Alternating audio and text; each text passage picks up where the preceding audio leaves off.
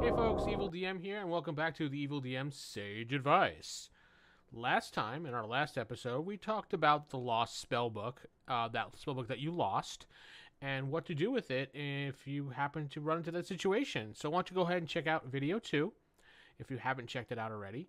And if you have, great, give it a like, give it a comment, and move on to this video. If you're here for the first time, tell me what you think by leaving a comment, a like, whatever you want to do. But just let's get into the whole thing here.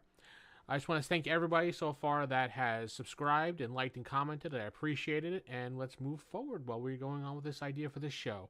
Today, in this new episode, we're going to talk about touching upon adventure inspirations and design concepts. We're just going to a little bit touch upon them, not go too detailed about it, because I want to save that for future episodes, because it's each individual thing. You can dive into the topic more and more. So first things you want to do is I have a method to creating adventures to get my inspiration. And that's first sit down with some pen and paper and kind of get an idea, roughly jot down ideas you want to take place in the session for the day. So say you have a game coming up on Saturday and you're not sure what to do. So you start on Monday, you kind of jot down, well, I want them to try to find out why the goblins are attacking the town, for example. So you may want to write down goblins attacking town on your little notebook or something. And then from there, you're going to move on to figuring out, well, I need a goblin cave, and we'll get into that in just a second. So there's possible ways to jot down ideas. We'll talk about jotting down the ideas as you're moving along. I highly suggest you keep if you're old school, keep a little notebook with you that you can put in your back pocket, your front pocket, however you want to put it, your shirt pocket if you have one, with a pencil or a pen. And as the idea comes up, jot it down. Or jot down anything. It doesn't matter, because the silliest little thing you can think of, like orc grabs sword to stab king or something, might be something you could use in the future for a plot hook or something. So you never know. Keep a spiral notebook with you if you want. If you're going to school, maybe, you can, or your work, sometimes you can just keep a spiral notebook in your briefcase or your backpack. I know I've done that before plenty of times. Keep larger books, like, a binder with you. Maybe you go to work or school and you have binders with you all the time. Keep that binder with you. Write down your ideas in that binder. It doesn't hurt. Another one that I found is quite interesting that I use is a digital recorder. Now, I picked up one of those off of Amazon. It was like $9. Maybe. I think it was that much. But I keep that in my car, and if I have an idea, I just pop that little sucker in. I hit record, and I say, idea. Today, and the date, the time, and boom. Unless yours is advanced and has the date and time on it, which mine doesn't, and it does, but it's such a pain to get it to work. I just hit record and say, date, time, and I say the idea. Keep it open, jot down say out my ideas for as long as I need it, and then hit the stop button. It's perfect for the car.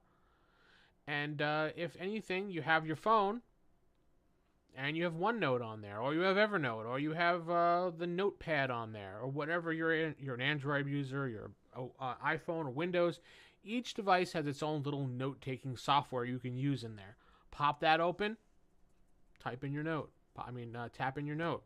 Boom. Okay, so you got your initial ideas written on paper. You're getting your inspiration together. Now we need to add a little more flavor to it. We can't just go with just that. So we're going to go pop open Google at work, at home, at school, while you're bored, and just cruise around. Don't really think about your adventure. Don't really think about your idea. Just go on Reddit. Go to D&D. Go to D&D Next. Go to like a GM or a DM subreddit. Go to the DM's Guild. Go to various blogs. If you just type in under Google D&D blogs, you'll get a ton of bloggers, blog spots, WordPress things. Read a few articles. Check them out. Look what they're doing. And maybe something that on their blog will inspire you for your adventure. Like the Middle Finger of Vecna is a perfect example. Sometimes I'll go there, and that site is amazing. Great resource for something for 5e. They have everything statted out for you. You can just easily lift it and import it into your campaign. Highly recommend you go there. Pinterest. You may laugh. Pinterest is a perfect place to go. Why? Because it has tons of art for inspiration. It has tons of maps that you can just pin to your little location, as they call it, and just save it for a later date. Or you could save it on your laptop or your computer in a folder that you want. Another good place is G Plus or Google Plus. Great communities are involved there. And if you have a good amount of gaming friends on your G Plus circle or in your G Plus circles, you'll have a wealth of information just on your feed constantly. And if you go to the community section and just type in D&D, you'll get thousands and thousands of places you can go, map places you can go, maps that you can lift for your game. I mean, as long as you're not selling it or trying to attempt to publish it, you're fine. Take what you want and use for your campaign. That's what it's there for. That's why they're sharing it. Use it. Another tool that I find that is hard to get your hands on, but a lot of people reference it, and I've had it for quite some time. Unfortunately, it's packed away because I was moving recently, but it's the Ultimate Toolbox that came out during the 3E era. It is an excellent book. It has randomness beyond randomness in there, and you can just roll to your heart's content from making up NPCs to backgrounds to cities to thieves guilds to plots to anything you can think of. That book, it's a huge book. I think it's like 300 to 500 pages, but it's very rare and it's hard to get a hold of these days, but you can definitely get the PDF. That's pretty much easy to get. Another thing that I would love to do when I do inspiration for adventures is sit down and watch a movie that I really enjoy or a TV show. A lot of the superhero TV shows on the CW are great to watch for a plot.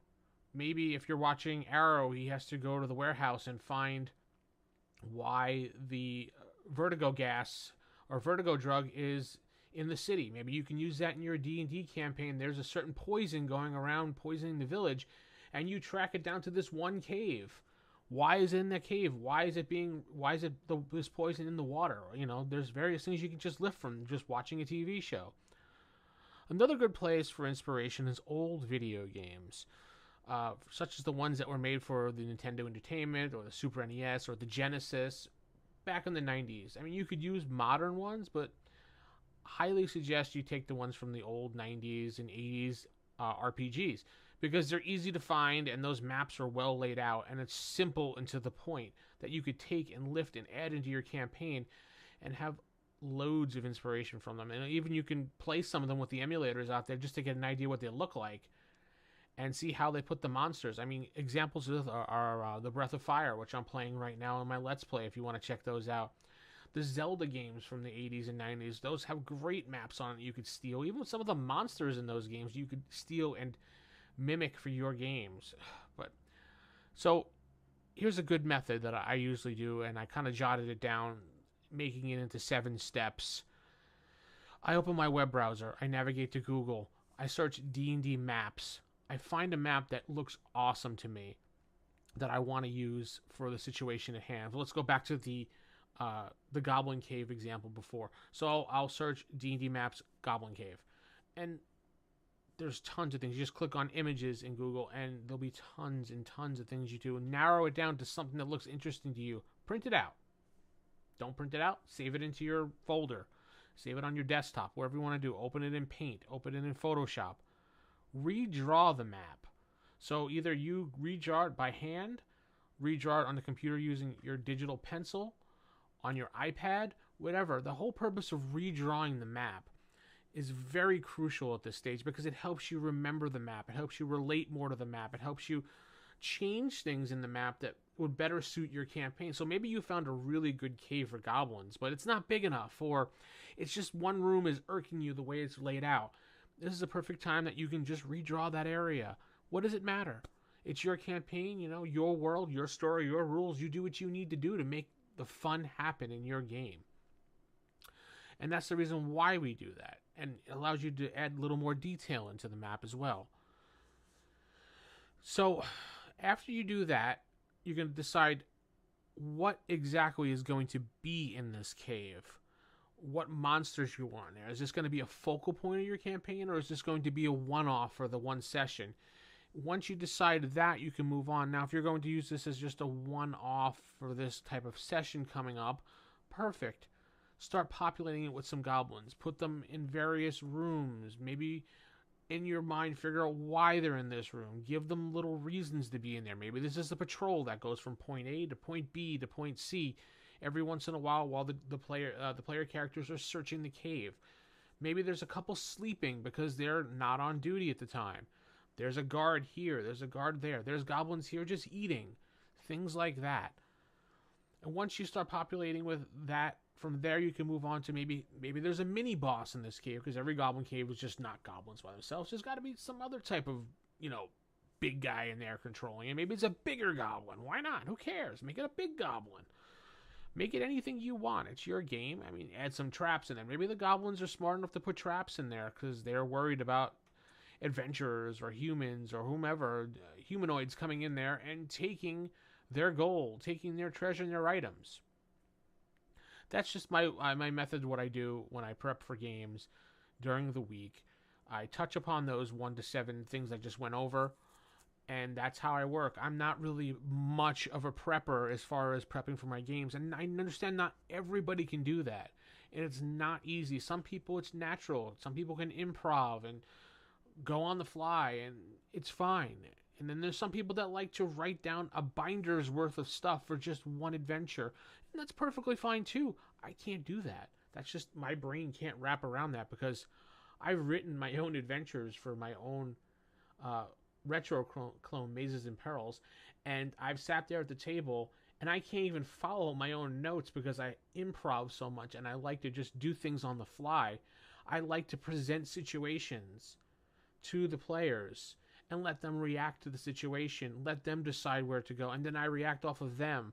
It's a two-way street like that. React, react, react, react. I don't just railroad, make them go down the one path and that's the end of it. You have to do it that way. Even as a big prepping DM, you still have to account for the players running off in a tangent. They're going to do it. It happens. You plan A, they're going to do C. You plan B, they're going to do D. You have to be ready to improv. That's the key for adventure design and DMing, is improv. Can't say it enough. If you got any questions, email me at askthedm@TheEvilDM.com. Follow me on Twitter, TheEvilDM. Don't forget to like, comment, and subscribe, and I'll see you next time, folks.